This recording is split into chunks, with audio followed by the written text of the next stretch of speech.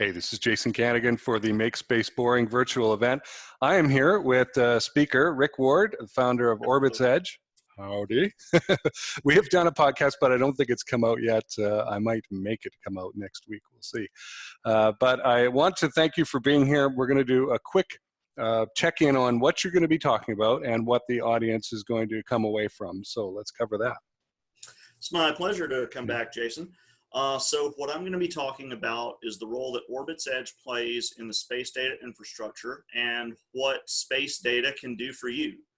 You should have a good understanding that we can facilitate a lot of services that are happening on the ground right now, and we can also allow certain things in space to happen that are not possible right now. So we've got roles from imagery analysis, other types of sensor data analysis, all the way into autonomous operations and refueling and things beyond that. Very cool. And as I discovered in doing the podcast with you, my first thought was, what the heck do we need computing in space for? And 2 minutes of talking with you, and I'm convinced. It's like, hey, this is a great idea. It is actually shocking to a lot of people to discover how little computing there is in space right now. One of the more popular processors that is going up, for instance, on the Mars 2020 rover is a RAD 750, which is based on the PowerPC 750, which is in its current format about a 200 megahertz processor. So if you think about what you can do with 200 megahertz, I mean, your Fitbit has a lot more power than that. So yeah, we are not using the most modern technology up there right now, but it has to be robust, right? It has to handle radiation and all kinds of other horrible things. And this is stuff that is intended to operate in the nastiest environments out of this world for like 20 years. So I understand why we are where we are, but it is approaching the time where we can move beyond that to a new way of doing things.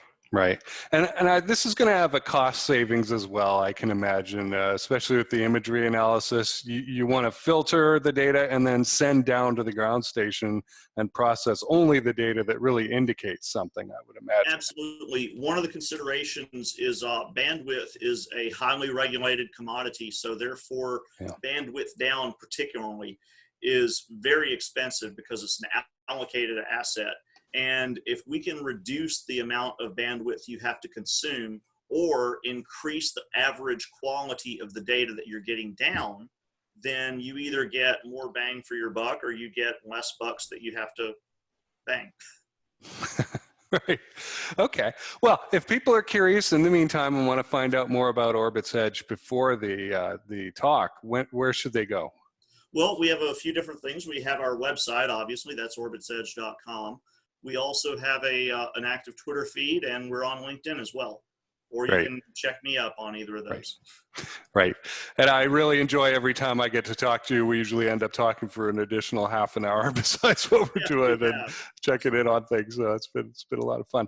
Looking forward to hearing you as a speaker on the April 9th Make Space Boring virtual event. It's the first one that we've run.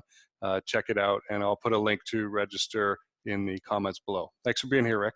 It's going to be great. Thanks. Appreciate it.